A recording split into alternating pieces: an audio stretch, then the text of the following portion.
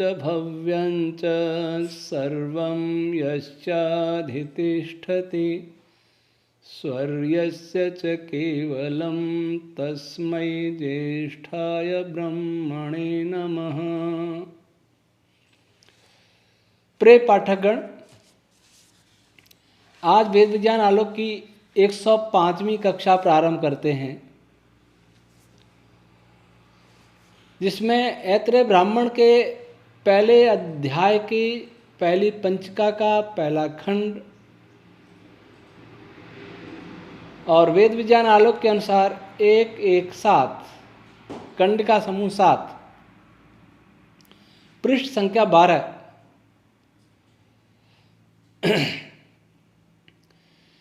घृते चरुम निर्वपेत यो प्रतिष्ठितो मन्येत, पहली कंडिका। दूसरी, अस्याम वाव स न प्रतिष्ठति यो न प्रतिष्ठति।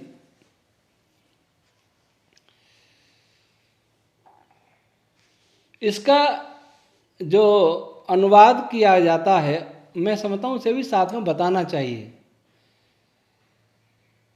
और ये मुझे प्रोफेसर मदन मोहन बजाज ने भी आग्रह किया था कि उनका साथ में बताना चाहिए, ताकि श्रोताओं को, पाठकों को उसमें से अंतर मालूम पड़े।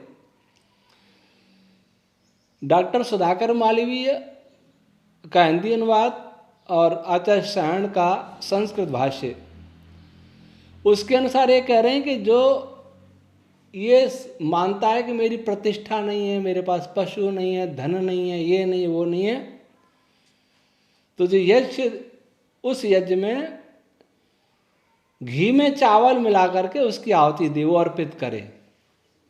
किनको अर्पित करे? अग्नि और विष्णु देवताओं को। क्योंकि जिसकी प्रतिष्ठा नहीं होती इस पृथ्वी पर, उसकी कोई प्रशंसा नहीं करता, ऐसा उनका भाष्य है, अनुवाद है। पहली बार बताया मैंने उनका क्या अनुवाद है, अभी तक तो नहीं बताया था, पहली बार यहाँ से थोड़ा संक्षेप बताते हैं। अब हमारा क्या है, इस भाष्य में आचार्य सायण ने या सुधाकर मालवीय ने या और भी भाष्यकारों ने क्या किया, घृत शब्द देखा तो घी ले लिया उससे, चरु देखा तो चरु का अर्थ चावल, उबले हुए चावल, भात ले लिया, सभी रूढ़ अर्थ कर दिए। चावल घी में डाल कर आहुति देंगे अग्नि देवता को, विष्णु देवता को, प्रतिष्ठा हो जाएगी, पशु मिलेंगे, धन मिलेगा, सब मिलेगा, ऐसा उनका मानना है। और सारा विज्ञान हमारा ऐसे ही खो गया। घृत क्या है? मैंने यहां कुछ प्रमाण दिए हैं। संदीप्तम तेजः, महर्षि दयानंद ऋग्वेद भाष्य 2:3-11, और इसका व्युत्पत्ति की उणादि कोश 3:89 में ऋषि दयानंद ने जिघरती संचरती दीप्यते वा तत् घृतम, जो टपकता है, क्षरण होता है, चलता है, चमकता है, वह घृत कहलाता है। घृ क्षरण दीप्त्यो, इस धातु से। और शतपथ ब्राह्मण में महर्षि याज्ञवल्क्य कहते हैं 7:5-1-3 घृतम अंतरिक्ष से रूपम, ये अंतरिक्ष है, यह भी घृत है, घृत अंतरिक्ष का रूप है। फिर मैत्रेयणी संहिता ने लिखा तेजो वही घृतम, तेज ही घृत है। कौशितकी ब्राह्मण, मैत्रेयणी संहिता का पता है 168, कौशितकी ब्राह्मण 21:4 में लिखा सर्वदेवत्यम वै घृतम। काटक संहिता में लिखा एतद् वा अग्नेः प्रियम धाम यद घृतम। काटक संहिता 20:7 और 21:8। निघंटु घृतम इति उदक नामसु पठितम, निघंटु 1:12। शुद्धम प्रदीप्तम उदकम, महर्षि आनंद यजुर्वेद भाष्य 34:40। तो महर्षि आनंद जी ने जो भी घृत पद के अर्थ ग्रहण किए, तेज, उन्होंने मन से नहीं किया। वैसे वो योगी थे, वो स्वयं भी जान सकते थे, लेकिन उसकी पुष्टि महर्षि याज्ञवल्क्य, मैत्रायणी संहिता, कौशितकी ब्राह्मण, शतपथ ब्राह्मण, इनसे भी हो रही है। तो ऋषि दयानंद ने, जो आर्य समाज की विचारधारा में विश्वास नहीं करते, वे मेरे पौराणिक भाई, वो सोचेंगे स्वामी दयानंद जी ने अपने मन से अर्थ कर दिया, मन से नहीं किया है। महर्षि याज्ञवल्क्य को तो सभी मानते हैं, मैत्रायणी संहिता या और ब्राह्मण ग्रंथों को सभी मानते हैं, उनमें भी यही है, वहीं से ऋषि दयानंद ने ग्रहण किया है। अब चरु क्या होता है? जिसको घी उन्होंने बताया, उसका अर्थ है यहां तेज। और चरु के भी ये अनेक अर्थ हैं। मेघम, चरु का चावल भात भी है, लेकिन मेघ, महर्षि आनंद या ऋग्वेद भाष्य 1:7-6 निरुक्त क्या कहता है? चरु मृत चयो भवति चरतेर्वा समुच्चरन्ति अस्मात् आपः, निरुक्त 6:11। मृत चय, मृत का अर्थ मिट्टी ले सकते हैं, लेकिन अमृत का अर्थ मिट्टी नहीं है। मृत कोई पदार्थ, उसका ढेर, वह चरु कहलाता है। जो चलता है। आपः चरन्ति समुच्चरन्ति अस्मात् आपः, जिसमें अस्मात् वैसे पंचमी विभक्ति है, जिससे आप तन्मात्राएं विचरण करती हैं, वह चरु है। नहीं, आप विचरण करते हैं, चलते हैं, इसलिए वे भी चरु कहलाते हैं।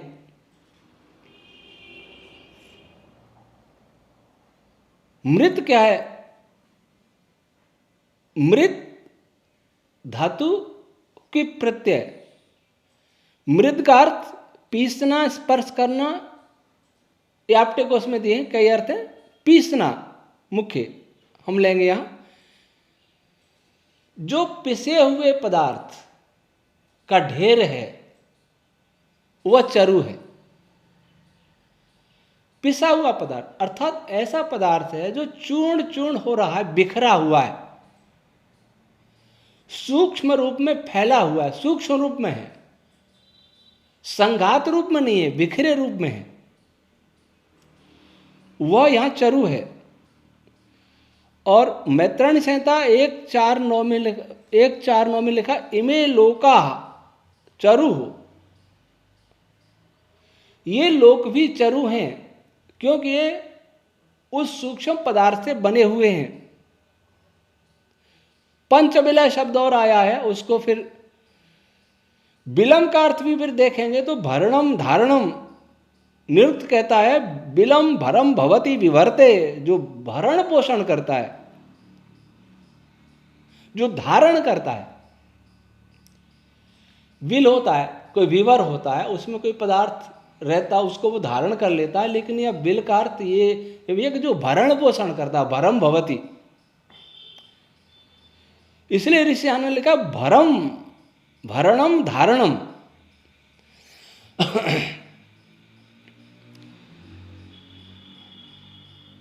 तो जो पदार्थ है चरु, जो बिखरा हुआ पदार्थ है, यहां चलेंगे मन। अच्छा, मन्यते सभी एक बार देख लेते हैं। चर धातु गति अर्थ में और भक्षण अर्थ में भी है। और चरु का अर्थ उणादि कोश में लिखा चरति चर्यते अग्निना भक्ष्यते इति चरु हो। उणादि कोश एक साथ।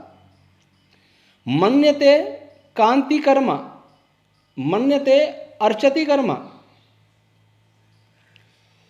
जो मन धातु है वो कांति कर्म में भी है और अर्चति कर्म में भी है। अर्चति का अर्थ पूजा करना होता है, लेकिन वेद में यह चमकने अर्थ में भी है।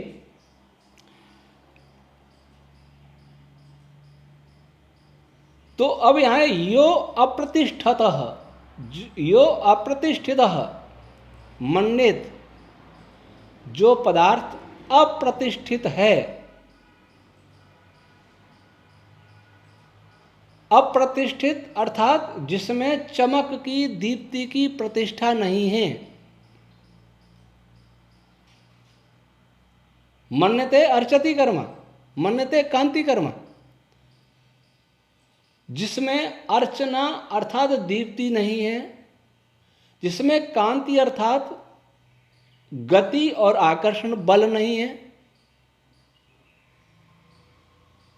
अर्थात जिसमें गति, कांति, आकर्षण की अप्रतिष्ठा है। जो पहले पदार्थ सूक्ष्म सा बिखरा हुआ है, चाहे उसको पार्टिकल स्टेट मान लीजिए, कणों की अवस्था मान लें, सब तरफ बिखरे हुए हैं। जब प्रारंभ की स्थिति की बात हो रही है यहाँ, तो उनमें आकर्षण बल अतिमंद है, उनमें गति अतिमंद है, उनमें दीप्ति अतिमंद है। तब क्या करें? घृते चरुम निर्वपित। और वो पदार्थ जो चरु रूप है, ढेर तो है लेकिन गतिहीन या कम गति वाला, दीप्तिहीन अथवा कम दीप्ति वाला, बलहीन अथवा बहुत कम बल वाला है। इस कारण सृष्टि प्रक्रिया आगे नहीं बढ़ रही।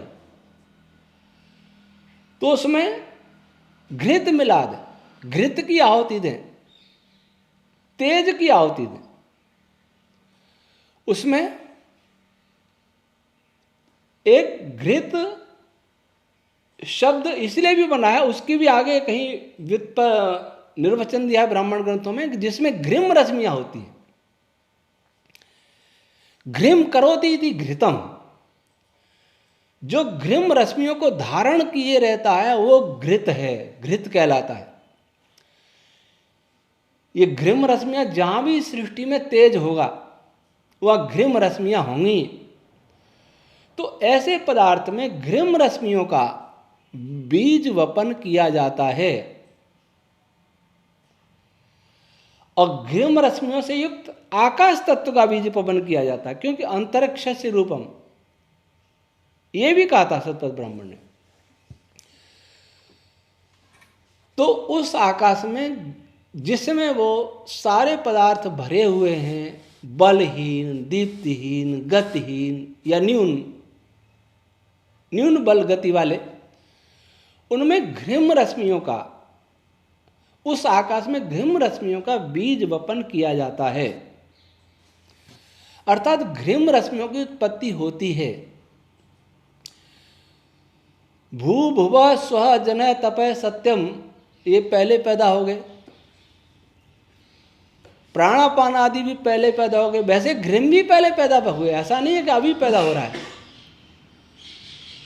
क्योंकि बिना उसके प्राणों की दीप्ति नहीं होगी। लेकिन क्योंकि इनमें बल है, कम है ये बल, गति आदि, इसलिए घृम रश्मियों को विशेष रूप से उत्पन्न किया जाता है। यह इनका कहने का अर्थ ही है। अस्याम वाव स न प्रतिष्ठति प्रतिष्ठति यो न प्रतिष्ठति। इस अस्याम ये पृथ्वी के लिए का प्रयुक्त होता है। इस जगह यहां कहेंगे अस्याम इस सृष्टि प्रक्रिया में, स न प्रतिष्ठति यो न प्रतिष्ठति। यहां प्रति व्याप्ति अर्थ में अभी ऋषि आनंद ने लिया है यजुर्वेद भाष्य 20:37 और ऋग्वेद भाष्य 169:7 में वीप्सा अर्थ में भी लिया है। तो जो पदार्थ अच्छी प्रकार अपने तेज और बल से व्याप्त नहीं है,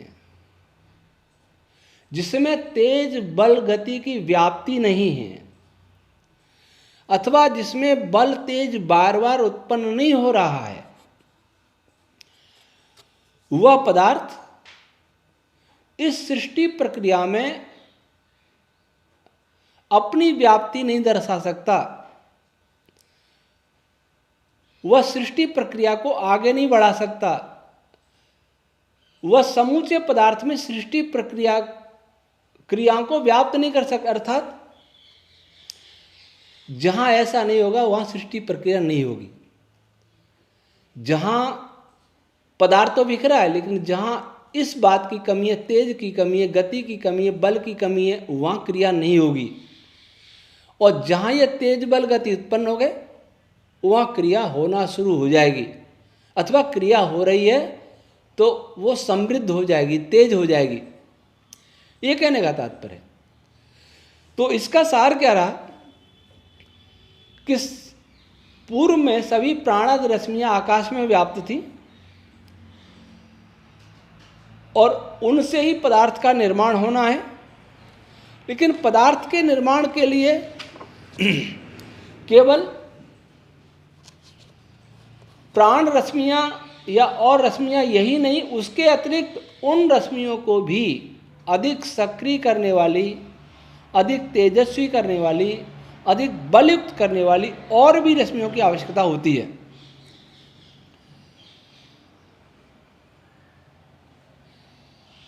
आकाश तत्व में स्वयं भी एक तेज होता है, प्रकाश होता है। तेज होता है इसका अर्थ ये न सोच लें कि आकाश के फोटोन होते हैं आकाश में, ऐसा नहीं। फोटोन तो बहुत बाद की चीज है। तो आकाश में जो भी पदार्थ बना उसमें ऊष्मा प्रदान करने, उसको और गर्म करने के लिए, उसको और प्रकाशित करने के लिए, और बल देने के लिए, संयोग की प्रक्रियाओं को तीव्र करने के लिए, अथवा कहीं के उत्पन्न करने के लिए घृम रश्मियों की आवश्यकता होती है। और उन्हीं को कहा है यहाँ घृत। और चरु वो समस्त पदार्थ है। ये इन कंडिकाओं का आशय है। आज इतना ही, शेष अगली कक्षा में। ओम शम।